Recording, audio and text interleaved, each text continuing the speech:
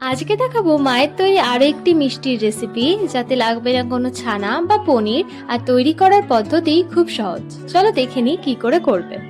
চট করে শুনে নাও মিষ্টি তৈরির উপকরণগুলি কি কি। একটি বড় বাটি গরুর দুধ, সামান্য পরিমাণে গুঁড়ো দুধ, একটু লবণ, ভালো মানের গুড়, এক বাটি সুজি, পরিমাণ মতো চিনি, ময়দা আর 1 চামচ খাঁটি ঘি। প্রত্যেকটা উপকরণই কিন্তু তোমরা সহজেই হাতের কাছে পেয়ে যাবে।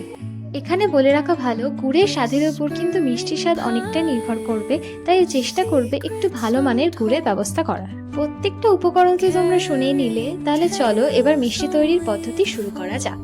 একটি ননস্টিকের কড়াইয়ে 1 চামচ মতো ঘি দিয়ে সেটি যখন গলে আসবে, তাতে ময়দা আর ওই 1 বাটি সুজি তাতে মিশিয়ে দাও।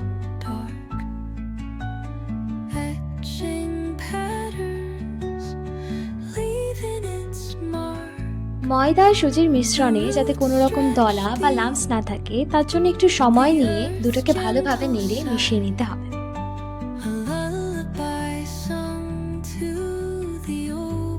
এবার সামান্য পরিমাণে নুন মিশিয়ে অল্প অল্প করে দুধ ঢেলে সমস্ত মিশ্রণটির একটি ডো বানাতে হবে।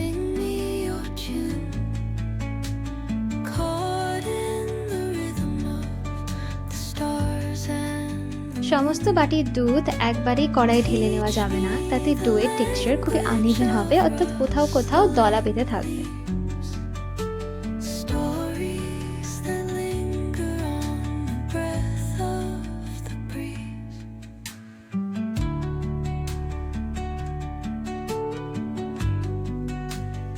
এবার ডো তৈরি হয়ে গেলে সেটাকে একটি ভিজে সুতির কাপড় দিয়ে ঢেকে কিছুক্ষণের জন্য রেস্ট করতে দেবে। 10 থেকে 20 মিনিট পর মিশ্রণটিতে একটু গুঁড়ো দুধ মিশিয়ে হাতের সাহায্যে মোলায়েম করে মেখে নিতে হবে, যাতে প্রতিটি মিষ্টির মধ্যে সমানভাবে রস ঢুকতে পারে।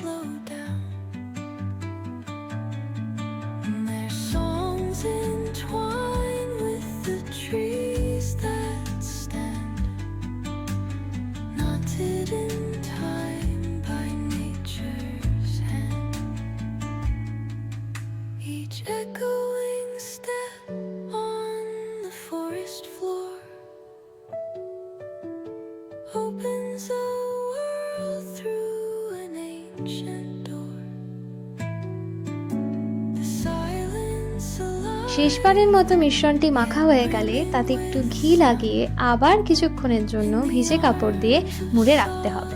বেশিক্ষণ নয়, 10 থেকে 15 মিনিট হলেই যথেষ্ট। এবার মিষ্টির শিরা তৈরির জন্য একটি কড়াইয়ে জল, চিনি আর গুড় মিশিয়ে জাল করার জন্য রেখে দিতে হবে।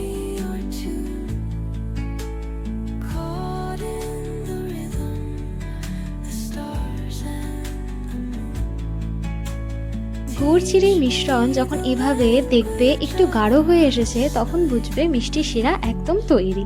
এবার আর কি, হাতের সাহায্যে মিষ্টি তৈরি করো ঠিক এইভাবে।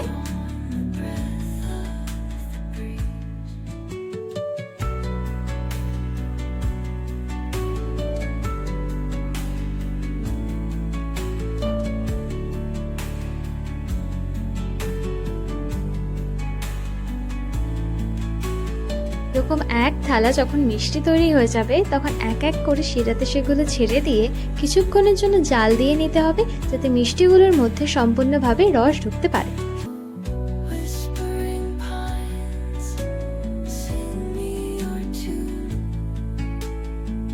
এখানে বলি, মিষ্টিগুলো যেহেতু এই সময় খুব নরম থাকে, তাই খুব বেশি নাড়াচাড়া করলে সেগুলো ভেঙে যেতে পারে। তাই একটু একটু করে নাড়িয়ে কিছুক্ষণের জন্য ঢাকা দিয়ে রাখতে হবে। তারপর আবার ঢাকা খুলে আবার কিছুক্ষণ নাড়িয়ে আবার ঢাকা দিয়ে নিতে হবে। সব শেষে একবার ভালোভাবে এরম করে নাড়িয়ে নেবে, ব্যাস তৈরি মিষ্টি। এবার পালা পরিবেশনের।